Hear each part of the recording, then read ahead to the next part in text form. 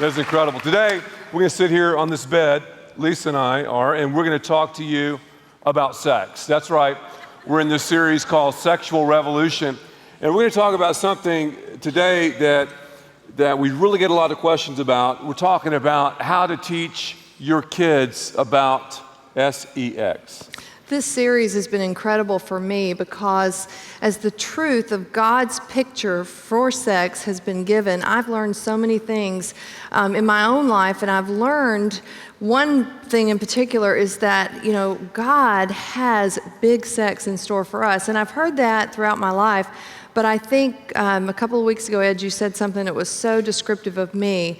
You talked about the Platonic view of sex, the Plato. And I was one of those who was dusting Plato off of me. A lot of people have been nervous about this series, even when we had the signs on the side of the building that said Sexual Revolution. We got a call, one of the staff was telling me, from this man, and he was offended that his 14-year-old daughter had received a telephone call inviting her to a series at Fellowship Church called Sexual Revolution because he said, and I quote, "I'm not ready to talk to her yet about sex." So, why are we like that? Why do so many parents have their heads in the sand to denial? Well, it goes back, if you look at history, a philosopher named Plato basically said the body is good. The body is bad, the soul is good. And then a guy named Augustine came in, and Augustine had some sexual baggage before he became a Christian. He drugged some Plato into his writings. Then on top of that, you have Martin Luther who did the same thing. Then the church began to perpetuate that. And then you had the church saying sex is bad, sex is dirty, sex is just for procreation, and it's not really for pleasure. So the church was saying, don't do it, don't do it, don't do it. And the world was saying, do it, do it, do it. And today they're saying, do it with whoever, whenever, however. My mom and dad were well-intentioned parents, but one of the things that we did not talk about in our home was sex. And it created for me just that, perpetuated that Platonic view. And so they meant well, they were wonderful Christian people, but and I don't know if it was partly because of the culture. At that time, my mom and dad had my sister and I when they were a little bit older. Perhaps that's it, but either way, there was not an environment by which to share God's principles for sex. I mean, you knew they were doing something because of your sister. I have one older sister. Yeah. And, obviously. But Ed's family, on the other hand, was quite different. They were very open about sex and about talking about it in the home, and he and his brothers have a great communication venue with his mom and dad. Lisa and I started dating when we were like 15, so... Yeah, so that was wonderful for me because I got to come under the umbrella of his family as well and to learn from them and to see what, that was a much better understanding of how parents should communicate with their children. And what's so interesting, Lisa, is that a lot of us are post-sexual revolution people. We remember the sexual revolution in the 60s, but are we any better? And it seems like we would talk about it in the family dynamic more comfortably and more strategically. But just the opposite is true. But my family did talk about it a lot, and sometimes I think they took it a little bit too far. I remember when we first started dating, or they say today, talking, we were 15, and I couldn't drive, so my parents would drop me off at your house for a while, and then they'd pick me up or whatever. And one time my father dropped me off, and he was picking me up, and it was just Dad and I. I walked down Lisa's driveway to get into his car, and he looked at me and he said, "Ed, have you kissed Lisa yet?" I'm like, "Dad, I'm not going to tell you that." He goes, "No, man to man, have you laid one on her yet?" I said, "I'm not going to tell you." He said, "Well, son, I want to teach you how to kiss a girl." If I'm lying, I'm dying. He said, you take her head in your hands and you begin to slowly kiss around the forehead and around the eyes, and then work your way down to the lips. Make sure to relax your lips. I go, "Oh, that's enough." Hey, we all laugh, but it worked. And I remember where, And I remember where we were when we had that conversation. We were driving up Airwood Road, and Dad's black, was it a Lincoln something? Buick Regal. Yeah. Buick something. Yeah, Dad had the car phone before anybody had the car phone. It's about the size of a shoebox. Yeah, it's big old. And this is kind of side note, but when Ed's dad came and picked me up, Ed was in the car. For the first time and you ever? Ever. And I went to his house for dinner for the very first time, 15 years old, and he was our pastor. So And that my was, 3-year-old brother. I mean, I'm sure my mother and father prayed that night more than they've ever prayed in their whole That's life. my 3-year-old brother ran throughout the house naked too during that. Yeah. That was great. Yeah, he did. But That was back to the embarrassing, yeah. but his dad had a 2-door car, so I got in the middle, then Ed got in, and so the three of us were sitting in the front seat, and all of a sudden this ring, like it sounded like a home phone, like bring, bring. I about flew out of the car because I'd never heard of a car phone before. I was kind of backwards. This is like in the 70s. 1976. Yeah, 76. Where were we? We got off a little bit. That's okay. Yeah. We're talking about teaching Family your kids about sex. stories, Yeah, family stories. Yeah. Lisa, the verse, though, that we have tried to use throughout this whole process, because too many people think it's an event. Okay, have I had the talk yet with my kids? And that's not true. It's not an event, it's a process. But it is an event followed by a process. But once a child is born, once the doctor says it's a boy, it's a girl, that's when sex education starts. And parents, we have to be the sexual expert. Right. Now, We are our children's sexual resource. Yeah. When our child is born, the doctor hands the baby to us and says, in essence, you're responsible. You're the leader. You're the one that is entrusted with this child that God has chosen and marked for this event. And so from that point on, we begin to communicate. We begin to establish an environment by which our children learn.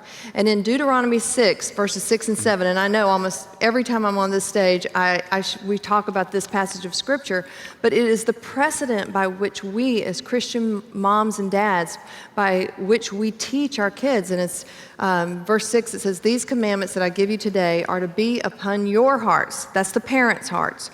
And then we're to impress them on your children. Talk about them when you sit at home, when you walk along the road, when you lie down, and when you get up. In other words, this is not a one-time thing. It's not a time that you teach when you're sitting down. It's a time that when you sit, when you rise, when you walk, and it takes place over many years as we have our children. Remember, we're teaching and training our children to lead, but during that time that we have them, we're setting the pace, setting the environment for imparting God's truth into their lives. The other day, we took a trip and took our twins with us, and our twins have just turned 12, and we were in adjoining rooms, and Landra, one of the two, looked at us and said, "Hey, Mom and Dad, I bet we have adjoining rooms because tonight you guys are going to do your thing." Do y'all know how hard that is for me to sit here and hear him say that? But you know, you cannot put a dollar figure on how hard that is. I thought that, Lisa, that was a good thing for them to say that, because I think not that we've created a perfect environment, but that we have been open and honest about our big God making us uniquely masculine and uniquely feminine, and our big God wanting us to engage in big sex, that He's placed a fence around the marriage bed, that it's for our protection, it's for our pleasure, obviously it's for procreation, but the world, man, they're gonna hammer little sex, 24/7. Someone is going to teach your children about sex. What God's design is for us to be the Deuteronomy 6 and 7 parents, and we take the initiative. And from birth till they leave, we are strategically teaching and imparting that wisdom upon them. And we're giving them a great basis for when culture comes, the world comes through and says, no, this is the little sex picture, little sex, that they go, oh, no. We have communicated with our mom and dad, they've shared with us freely, and we have a great picture of what big sex is all about. So I think, Lisa, too, a lot of parents have deferred this. A lot have delegated this. Some have just said, okay, I'm just never going to talk about it, and they'll just figure it out. Many are in denial, just as the gentleman who made that phone call. You know, if your child is 14 years old, excuse me, but they know about sex. Now, they may not have found out about from you, but they're going to know. And really, from the time that they are in the 3rd grade, those are conversations with bits and pieces of information that they're going to have, whether it's from their friends, whether it's from their friends' parents, the internet, whether it's from, other sources like maybe you're depending upon magazines to enlighten your children. Believe me, they will. There's a lot of information in here that talks about little sex, and that's what your kids are getting their cues from. So we have to be intentional. We have to decide today, let the sexual revolution begin within our homes. And remember what Deuteronomy 6 said. It said that these commandments that I give you today are to be upon your heart. So it starts corporately with us having an understanding of big sex, and then we share it with our children. And that's one of the reasons behind this series called Sexual Revolution, because I want singles who will be married one day, and I want single parents, and we want at Fellowship Church families and even students to understand the depth and the mystery of sex, so we can take this stuff and download it and then learn it and teach it to others, because we all have opportunities, Lisa, to do this with so many different people. And as Ed has said during this series, it's not, we're going to think about sex. Your son, your daughter is going to think about sex. You are going to think about sex. It's not a question of as if we were going to think about sex, but how deeply we will think about it. Yeah, we don't think deeply enough about it. And I want my children, our 4 children, our oldest daughter, Lee Beth, is at Baylor. She's 20 years old. Our son, EJ, is soon to be 15. Our daughters, Laurie and Lander, are 12. I want them to think deeply about it, to have a respect for what this precious gift that God has given them. And if you really think about it, as we look across our culture, the media definitely they're talking about little sex. Anything you read, that's talking about little sex. The arts, little sex. Government, little sex. Public schools, little sex. The only entity that highlights and underscores those transcendent values from Deuteronomy chapter 6 would be the local church. That's why we must be intentional. We must be proactive in involving ourselves in the local church. Yes, the number one place to teach it is in the home, but after that, it's got to be the body of Christ. And we want to partner, Fellowship Church wants to partner with you. But as we create that environment in the home, let's talk about the home for a little bit. What are some of the things that we do to create an environment that makes the view of children's right view of sex? Well, I would say I think at least we start off early. We beat the culture to the punch. We begin to have those conversations, and when we see things, let's say out in the world or on television, or maybe read some article, we say, you know what? That is a small view of sex. That's little sex. That's not the way it is. Our God is big, and God has something better in store for you. And God never says, we tell our kids, He never says no to sex. He says, wait. It's so huge, it's so precious, it should only be practiced, this life-uniting act, in a life-uniting covenant. So we begin that really, really young. In fact, we had the real talk with our kids when they were like in the 3rd grade. 3rd grade, but from the time that we brought them home from the hospital, we were teaching them about sex. Did you know that? From the time that they were infants, because from that moment, we began teaching them that they were born out of Ed's and my emotional love with one another, but also the physical love. And we also taught them that our bedroom was a sacred place. Now, any parent will tell you that there's going to be times where your child is going to come to you in the middle of the night with a bad dream, or maybe they're not feeling good. And there have been exceptions to the rule on this in our household, but for the most part, our children have never been allowed to sleep in our bed. They have slept in our room when they're sick. I've made a place on the floor for them, we have a little lounge kind of chair and ottoman thing. And I know that that's a temptation, because some people might say, well, they can't get them to sleep or whatever, and it's easy if they're in my room. Well, I just want you to think about the fact that you're maybe taking away that sacredness of your room, the fact that this is mom and dad's spot.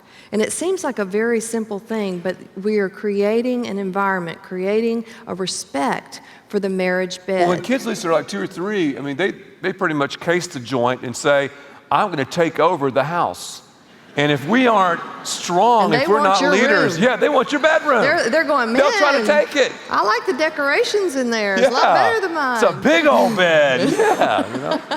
But we want to emphasize the fact, either through date night, that this relationship is a priority, with trips that we go away. And our children now, man, they're applauding. They were the #1 whiners in their early years when Ed and I would go out on a date or go out of town, just the 2 of us. I mean, oh, when are you going to come home? It's going to be so lonely, and the babysitter doesn't know what we like, and all of that. We've heard it all.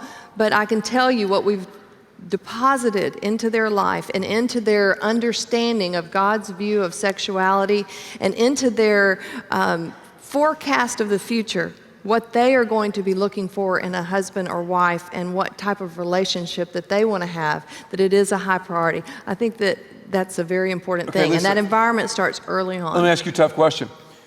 So many parents here have had little sex before big sex, all right? They have failed sexually prior to marriage.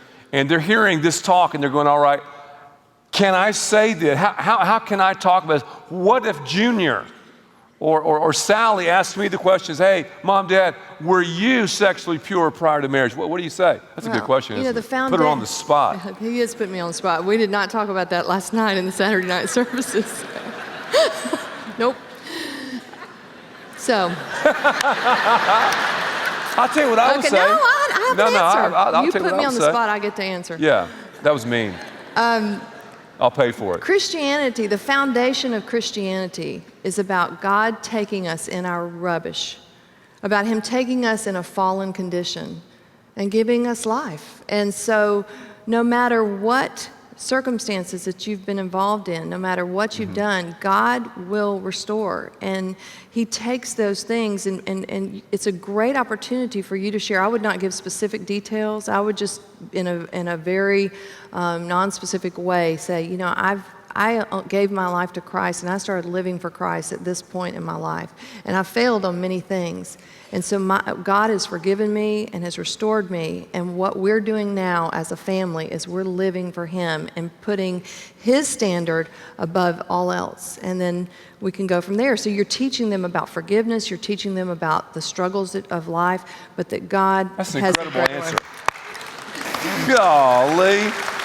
Like Bible drill. Yeah. 1 John 1:9, that's a good verse to claim. Yes. If you don't know what, confess just our look it sins, up. He Yeah. is faithful and just to Forgive us our sins and cleanse us from all of our unrighteousness, not just a little, all of it, even the little bit. I bet I can find it faster than you. I bet you can. But you know, too, this is a word to single parents, Lisa, because we have a lot of single parents who are saying, okay, I want to teach my kids about big sex, but you're sleeping in the doggy bed. How can you talk to your kids about it if you're sleeping here? Now that's a strong question. And singles, what are you doing in a little bed? Because you're setting the precedent for what's going to happen when you get married. It follows you into marriage. If you're a student, 14, 15, 16 years old, and you're having a little sex, the same is true. So if you want to roll the dice with disease and possibility of getting pregnant and the guilt and the shame and then bringing all that baggage into this and trying to sit down, it just doesn't work. Yeah, it just doesn't work. It's not worth it. Single parents, you know, think very, very carefully about the relationships that you are involving yourself with, because your children are watching you. And so give a great view of God's picture of big sex by your selections and who you'll go out with, your dating, where you go on your dates, and then just the understanding of I'm not going to have sex with them outside of marriage. I think also, Lisa, when it comes to this sex thing and teaching our kids about it, we need to think about insulation. And I always say not isolation, because sometimes people hear talk like this, they go, wow, I should isolate my entire family. We should live in this cloistered environment. We should move to the mountains or somewhere way away in the middle of the woods where no one can have any influence on us. And that's not what the Bible says. No, it's not realistic. You know, it's kind of like our house. Our house has insulation. And sometimes you can have incredible insulation, but no matter how good your insulation is, you're still going to feel the climate outside, whether it's hot or whether it's cold, but you're insulated. And I think that's the picture that we should build. Insulation gives us protection from the environment. Though the temperature may change outside because of insulation in the house, you know, physical insulation in the attic or whatever, it protects us in the home. And so we want our house, our home, to be a place of protection. We want our children to know that we take our cues from the Bible, and that book, God's authority over us, will protect us. It will. And it's too, it's also, it's more association, I like to say, not alliance. We have to monitor our children. And when I say children, I mean from the time they're 5 until they're 15, even maybe 16, 17, 18. We need to get very involved and see who they are dating, who they are rubbing shoulders with. Even in their elementary years, Yes. I mean, especially because the patterns that they early. choose then pretty much carry them on throughout their life. So we've always told our children, we associate with everybody because, I mean, God loves every single person on the face of the earth, even someone that you don't especially like. God created them and He loves them. He gave the world Jesus for those people, everybody. And so but we draw the line and we teach them about alignment through who they hang out with on a more intimate basis. Who's your best friend? Whose home are we allowing them to go over and visit or sleep over or whatever? We want to monitor their friendships because we want them to align with people who have the same moral values, the same moral codes, the same truth text that we have. Mm-hmm. And so if a lot of times, our children, I know Laurie and Landry, EJ, talk to us about sleeping over at a friend's house, but if they're not involved in the local church, if their parents are more hands-off and are not displaying the same value system as we have, we say no. But we say no with an invitation. Come to our house. Come on over. We'll do that. But I want to watch what the children see on the internet, television, all of that. We're very much of a monitoring family. And what we do, we are teaching Deuteronomy 6 again, modeling this diligently through our relational choices, through helping them with their relational choices. So we're doing that in a leadership role.